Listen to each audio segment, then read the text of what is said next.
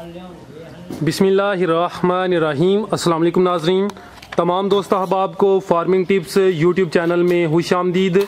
दोस्तों, इस वक्त मैं आरफ साहब के ज़बरदस्त भैंसों के फार्म पर मौजूद हूँ। आरफ साहब भैंसों का 40 साल का तजर्बा रखते हैं। आज आरफ साहब जानवरों के मैदे की खराबी, जानवरों के बहार और जानवरों के टक यानी सर्द गर्म का ऐसा देसी इलाज बताएंगे जो इससे पहले किसी किसान ने हमारे साथ शेयर नहीं किया। तो दोस्तों, आज की इस वीडियो में हम आरफ साहब से जानवरों की खरीदारी, जानवरों की खुराक, जानवरों के अखराजात, जानवरों की बीमारियों और मुनाफा के हवाले से एक तफसीली इंटरव्यू करेंगे। वीडियो को मुकम्मल लाजमी देखें, इंशाअल्लाह अज़्वजल फ़ायदा ज़रूर होगा। वीडियो को लाइक करें, शेयर करें, कमेंट करें ताकि हमारी हौसला अफजाई हो और हम इसी तरह की वीडियोस लेकर आपकी खिदमत में हाजिर होते रहें। तो चलिए स्टार्ट करते हैं आज का अपना ये इंटरव्यू। अस्सलाम वालेकुम। वालेकुम सलाम। अंकल जी की हाल है? ठीक ठाक, अल्लाह का शुक्र। अंकल जी अपना नाम दस्सिओ। मेरा नाम मोहम्मद आरफ गुज्जर। माशाअल्लाह। आरफ साहब तुसी केड़े जानवर रखे ने? मज्जां ते गाइयां। ठीक है, कुछ लोग सिर्फ मज्जां रखते ने या गावां रखते ने। माशाअल्लाह तुसी मज्जां ते गावां दोनों इकट्ठियां रखियां ने जी। अदी कोई खास वजह है? मेरा शौक है। ठीक है। बाज़ लोग कहते हैं कि अगर गावां रखियां होन ते उन्हां दा दुध जिहड़ा ना आसानी नाल सेल नहीं होंदा। दोनों जानवर इकट्ठे रखन च अभी कोई आसानी हो जांदी है? ये भी आसानी हो जाती है, लेकिन गाइयां मैं शौक नाल रखियां ने ते जा पाल के ते जा बेची दे ने। बच्चे बड्डे करके गाइयां तैयार करके सेल कर ली दी। ठीक है। तुसी वीडियो शुरू होने तो पहले एक जड़ा ना देसी इलाज बड़ा जबरदस्त दस दे हो पे, वो केड़ी बीमारी वास्ते ही ते वो देसी टोटका की ही मेरे नाजरीन नूं दस्सिओ। वो किसी गाय नूं या बाज नूं बुखार होइए 104 तक जी, ज़्यादा नहीं ज़्यादा डॉक्टर कंट्रोल करेगा। ठीक है 104 तक भी बुखार हो जाता है या उन्होंने मेदे का मसला बन जाता है जी, टक हो जाता है जी, ਉਹਦੇ ਵਿੱਚ ਪੱਕਾ ਫਾਰਮੂਲਾ ਮੇਰਾ ਤਜਰਬਾਕਾਰ ਅੱਜ ਤੋਂ 10 ਸਾਲ ਤੱਕ। ठीक है ਅਦਪਾ ਜਵੈਨ जी, 2 ਟੀਕੇ 5 ਗ੍ਰਾਮ ਦੇ, ठीक है 5 ਦੇਸੀ ਆਂਡੇ, जी, 1 ਕਿਲੋ ਦੁੱਧ ਗਾਂ ਦਾ ਮੱਝ ਨੂੰ ठीक है, ਤੇ ਮੱਝ ਨੂੰ ਗਾਂ ਨੂੰ ਮੱਝ ਦਾ ठीक है। किलो किलो देना है? 1 ਕਿਲੋ ਦੁੱਧ ਹੋਈ ਬਸ। ठीक है, ਤੇ ਅੱਧਾ ਕਿਲੋ ਗੁੜ ਹੋਈਏ।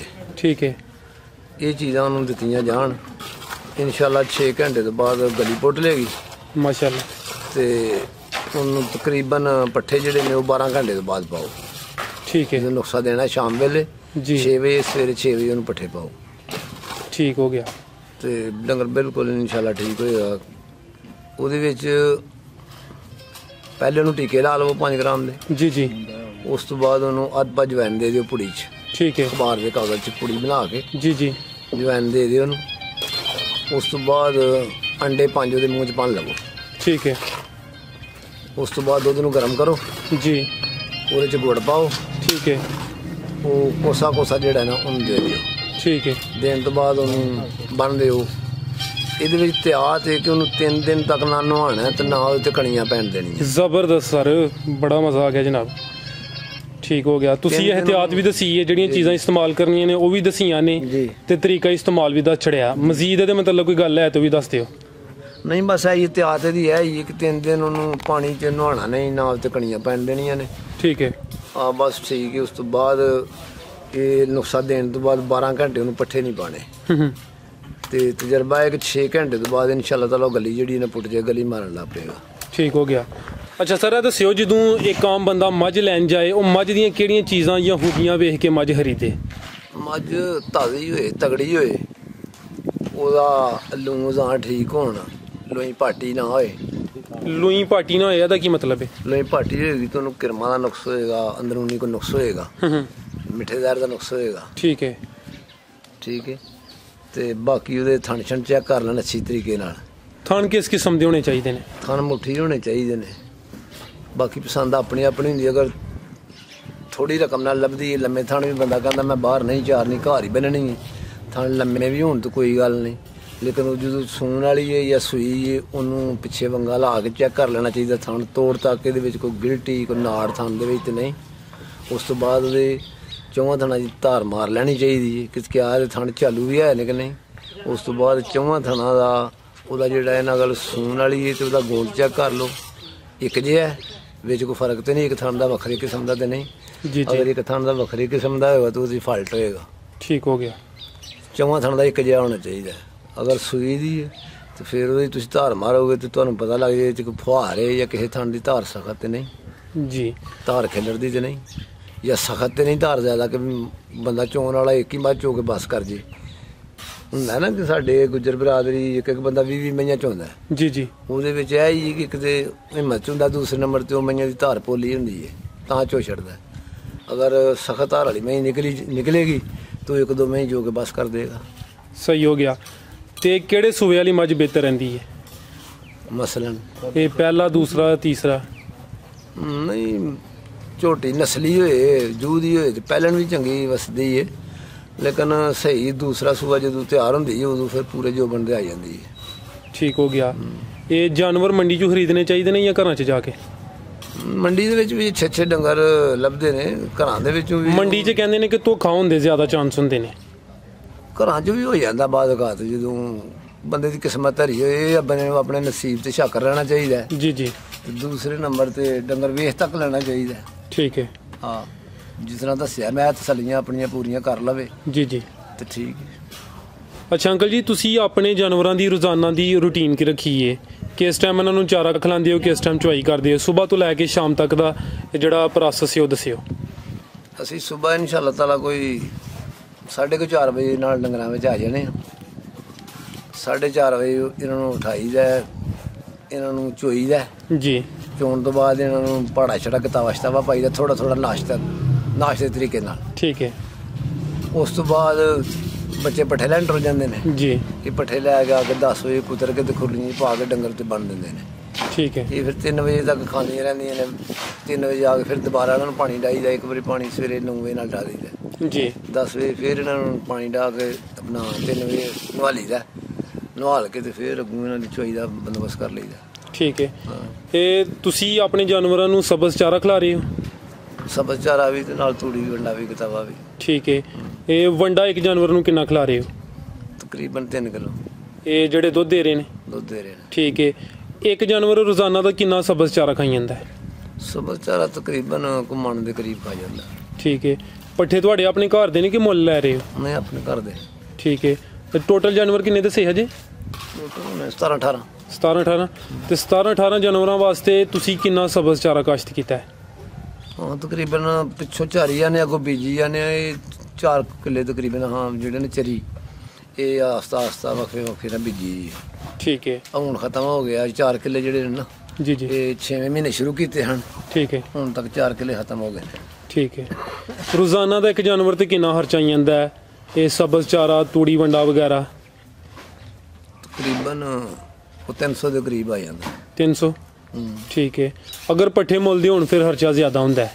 ਫਿਰ ਖਰਚਾ ਤਾਂ ਫਿਰ ਵੀ ਇੰਨਾ ਹੀ ਹੁੰਦਾ, ਲੇਕਿਨ ਇਹ ਕਿ ਮੁੱਲ ਹੈ ਕਿ ਅਸੀਂ ਆਪਣੇ ਬੀਜ ਲੈਣੇ, ਥੋੜੇ ਥੋੜੇ ਕਰਕੇ ਲਾਉਂਦੇ ਰਹਿੰਦੇ ਆ। ਜੀ ਜੀ। ਮਹਿਸੂਸ ਨਹੀਂ ਹੁੰਦੀ।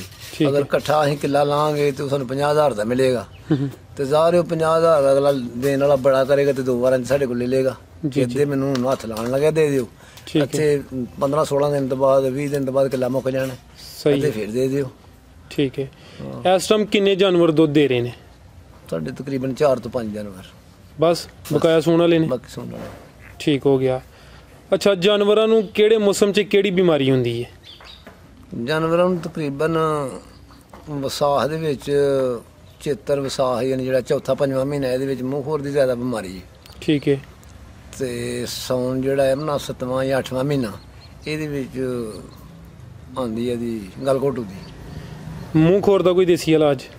ਮੂੰਹ ਖੋਰ ਦਾ ਦੇਸੀ ਇਲਾਜ ਕੋਈ ਨਹੀਂ। ਟੀਕੇ ਲਗਵਾਉਂਦੇ ਹੋ? ਆਫਾਸ ਟੀਕੇ ਮਹਿਕਮਾ ਦਾ ਲਾ ਜਾਂਦਾ। ਠੀਕ ਹੈ। ਉਹ ਜੋ ਤੀਸਰਾ-ਚੌਥਾ ਮਹੀਨਾ ਹੁੰਦਾ ਹੈ ਉਦੋਂ ਉਹਦੇ ਸਟਾਰਟ 'ਚ ਹਥਿਆਤਨ ਬੰਦਾ ਪਹਿਲੇ ਟੀਕੇ ਲਗਵਾ ਲੇ ਫਿਰ? ਨਹੀਂ, ਡਾਕਟਰ ਸਾਡੇ ਇਨਸ਼ਾਅੱਲਾ ਤਾਲਾ ਸਾਡਾ ਮਹਿਕਮਾ ਜਿਹੜਾ ਨਾ ਆਉਂਦਾ। ਠੀਕ ਹੈ। ਗੌਰਮੈਂਟ ਦੀ ਤਰਫੋਂ। ਜੀ ਜੀ। ਉਹ ਟੀਕੇ ਗਲਘੋਟੂ ਦੇ ਵੀ ਤੇ ਆਪਣਾ ਇਹਦੇ ਮੂੰਹ ਖੋਰ ਦੇ ਵੀ। ਠੀਕ ਹੈ। ਲਾ ਜਾਂਦਾ। ਗਲਘੋਟੂ ਦੇ ਵੀ ਤੁਸੀਂ ਟੀਕੇ ਲਗਵਾਉਂਦੇ ਹੋ? ਜੀ। ਠੀਕ ਹੈ। ਬਾਸ ਜਾਨਵਰਾਂ ਨੂੰ ਸਾੜੂ ਦਾ ਮਸਲਾ ਹੁੰਦਾ ਹੈ, ਉਹਦਾ ਕੋਈ ਦੇਸੀ ਇਲਾਜ ਹੈ? ਸਾੜੂ ਹੁਣ ਤੇ ਆਮ ਜ਼ਿਆਦਾ ਟੀਕੇ ਚੱਲਦੇ ਨੇ, ਲੇਕਿਨ ਪਹਿਲੇ ਇਹ ਹੁਣ ਵੀ ਉਹ ਕੰਮ ਕਰ ਜਾਂਦੀ ਹੈ ਦਵਾਈ। ਜਦੋਂ ਸਾੜੂ ਪੈ ਜਾਂਦਾ ਨਾ, ਜੀ ਜੀ, ਇਹਦੇ ਵਿੱਚ ਹਲਦੀ, ਤੇ ਗਾਂ ਦਾ ਦੁੱਧ ਮੱਝ ਨੂੰ ਅਸੀਂ ਦਿੰਦੇ ਸਾਂ। ਠੀਕ ਹੈ। ਤੇ ਵਿੱਚ ਇੱਕ ਮੁੱਠ ਲੂਣ ਪਾ ਕੇ ਦੁੱਧ ਕੌੜਾ ਕਰ ਲੈਣਾ। ਠੀਕ ਹੈ। ਇਹ ਕਿੰਨੇ ਦਿਨ ਦੇਣਾ ਹੁੰਦਾ ਹੈ? ਇਹ ਤਕਰੀਬਨ 2 ਤੋਂ 3 ਦਿਨ। ਠੀਕ ਹੈ। ਹਾਂ।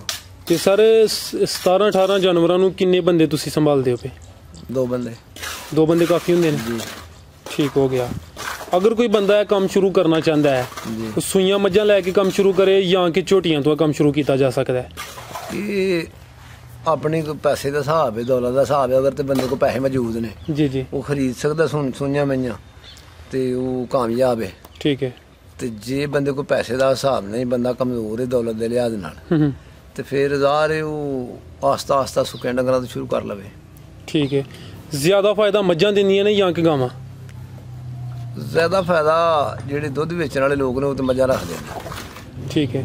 ਲੇਕਿਨ ਜਿਹੜੇ ਲੋਕ ਸ਼ੌਕੀਆ ਤੌਰ ਤੇ ਗਾਈਆਂ ਰੱਖਦੇ ਨੇ, ਉਹ ਗਾਈਆਂ ਤੋਂ ਜ਼ਿਆਦਾ ਫਾਇਦਾ ਲੈਂਦੇ ਨੇ, ਇਸ ਲਈ ਕਿ ਗਾਈਆਂ ਦੇ ਵੱਛਾ ਛੇਤੀ ਜਵਾਨ ਹੋ ਜਾਂਦਾ। ਹੂੰ, ਉਹ ਗਾਈਆਂ ਦੇ ਵੱਛੇ ਵੇਚਦੇ ਨੇ, ਉਹਦੇ 'ਚ ਵੀ ਫਾਇਦਾ ਉਹਨੂੰ ਹੁੰਦਾ।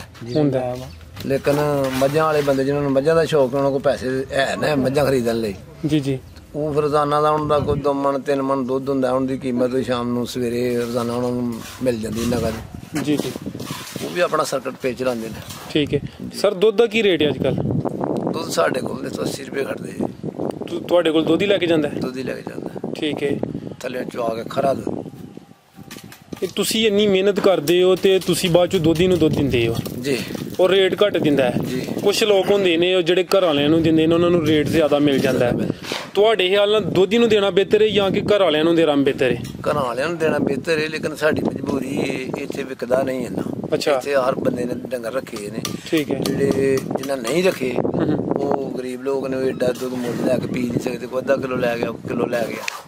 ਠੀਕ ਹੈ। ਮੇਰਾ ਦੁੱਧ ਦਾ ਕੰਮ ਘਟਾਉਣ ਦਾ ਸਿਰਫ ਔਰ ਸਿਰਫ ਮਕਸਦ ਹੀ ਹੈ। ਪਹਿਲੇ ਮੇਰਾ ਦੁੱਧ ਦਾ ਕੰਮ ਬੜਾ ਹੁੰਦਾ ਸੀ, ਮੈਂ 2.5 ਮਣ ਤੱਕ ਦੁੱਧ ਜਿਹੜਾ ਨਾ ਇਹ ਰੱਖਦਾ ਸਾਂ, 100 ਕਿਲੋ ਤੱਕ। ਹੁਣ ਇਸ ਲਈ ਘਟਾਇਆ ਕਿ ਦੁੱਧ ਦਾ ਰੇਟ ਕੋਈ ਨਹੀਂ। ਠੀਕ ਹੈ। ਤੇ ਪਾਣੀ ਪਾਣਾ ਨਹੀਂ, ਖਰਾ ਦੇਣਾ ਹੈ। ਸ਼ਹਿਰ ਜਾ ਕੇ ਵੇਚਾਂਗੇ ਤੇ ਉਹ ਵੀ ਉਹਨਾਂ ਵੀ ਕਹਿਣਾ 80 ਤੂੰ ਹਾਂ ਲੈਣਾ ਹੈ। ਆ ਜਿਹੜੇ ਦੁਕਾਨ ਵਾਲੇ ਨੇ ਉਹਨਾਂ ਨੇ ਰੇਟ ਘੱਟ ਹੀ ਦੇਣਾ। ਉਹ ਕਹਿੰਦੇ ਨੇ ਭਾਵੇਂ ਪਾਣੀ ਪਾ ਲਵੋ ਵਿੱਚ, ਲੇਕਿਨ ਲੈਣਾ ਹਾਂ 80 ਤੂੰ। ਠੀਕ ਹੈ। ਪਾਣੀ ਪਾਣਾ ਨਹੀਂ। ਤੇ ਪਿੰਡ ਕੋਈ ਤਕਰੀਬਨ 6-7 ਕਿਲੋ ਵਿਕ ਜਾਂਦਾ 100 ਰੁਪਏ ਦੇ ਹਿਸਾਬ ਨਾਲ। ਬਾਕੀ ਕੋਈ ਜਿਹੜਾ 15-20 ਕਿਲੋ ਬਚਦਾ ਉਹ 80 ਦੇ ਹਿਸਾਬ ਤੋਂ ਨਹੀਂ ਦੇ ਦਿੰਦੇ। ਸਹੀ, ਜ਼ਬਰਦਸਤ ਹੋ ਗਿਆ। ਅੱਛਾ ਸਰ, ਇਹ ਦੱਸਿਓ ਕਿ ਜਦੋਂ ਮੱਝ ਸੂਣ ਦੇ ਕਰੀਬ ਹੁੰਦੀ ਹੈ, ਜੀ, ਉਸ ਤੋਂ ਪਹਿਲੇ ਇਹਨੂੰ ਦੇਸੀ ਘਿਓ ਜਾਂ ਦੇਸੀ ਤੇਲ ਵੀ ਦਿੰਦੇ ਹੋ? ਜੀ, ਦੇਣਾ ਚਾਹੀਦਾ ਹੈ। ਇਹ ਗਰਮੀਆਂ 'ਚ ਕੀ ਦੇਣਾ ਚਾਹੀਦਾ ਤੇ ਸਰਦੀਆਂ ਵਿੱਚ ਕੀ ਦੇਣਾ ਚਾਹੀਦਾ? ਗਰਮੀਆਂ ਦੇ ਵਿੱਚ ਵੰਡਾ ਛੰਡਾ ਨੂੰ ਪਾਈਦਾ, ਤੇ ਅਗਰ ਘਿਓ ਉਹਦੀ ਜ਼ਰੂਰਤ ਫਿਰ ਮੱਖਣ ਇਸਤੇਮਾਲ ਕਰ ਲਈਦਾ 1 ਮਹੀਨਾ ਪਹਿਲੇ। ਠੀਕ ਹੈ। ਮੱਝ ਦੇ ਸੂਣ ਤੋਂ 30 ਦਿਨ ਪਹਿਲੇ ਜੀ ਉਹਨੂੰ ਵਕਫੇ ਨਾਲ ਨਾ 1 ਦਿਨ ਦਾ ਵਕਫਾ ਪਾ ਕੇ ਮੱਖਣ ਦੇ ਦੇਈਦਾ। ਠੀਕ ਹੈ। 1 ਦਿਨ ਵਕਫਾ ਕਰ ਲਿਆ, ਫਿਰ ਦੂਸਰੇ ਦਿਨ ਅੱਗੋਂ ਤੀਸਰੇ ਦਿਨ ਦੇਤਾ ਪਾ ਮੱਖਣ। ਜਦੋਂ ਸਿਆਲ ਹੋਏ ਉਦੋਂ ਉਹਨੂੰ ਘਿਓ ਦੇ ਦੇਈਦਾ। ਠੀਕ ਹੈ। ਮਾਸ਼ਾਅੱਲਾ ਅੰਕਲ ਜੀ, ਤੁਸੀਂ ਕਾਫੀ ਅਹਿਮ ਤੇ ਅੱਛੀਆਂ ਗੱਲਾਂ ਦੱਸੀਆਂ ਨੇ। ਆਖਰੀ ਗੱਲ ਦੇ ਤੌਰ ਤੇ ਅਗਰ ਕੋਈ ਬੰਦਾ ਕੰਮ ਸ਼ੁਰੂ ਕਰਨਾ ਚਾਹੁੰਦਾ ਹੈ, ਉਹਨੂੰ ਕੋਈ ਐਸਾ ਮਸ਼ਵਰਾ ਦੇਵੋ ਕਿ ਉਹਦੇ ਵਿੱਚ ਫਾਇਦਾ ਹੋਈਏ।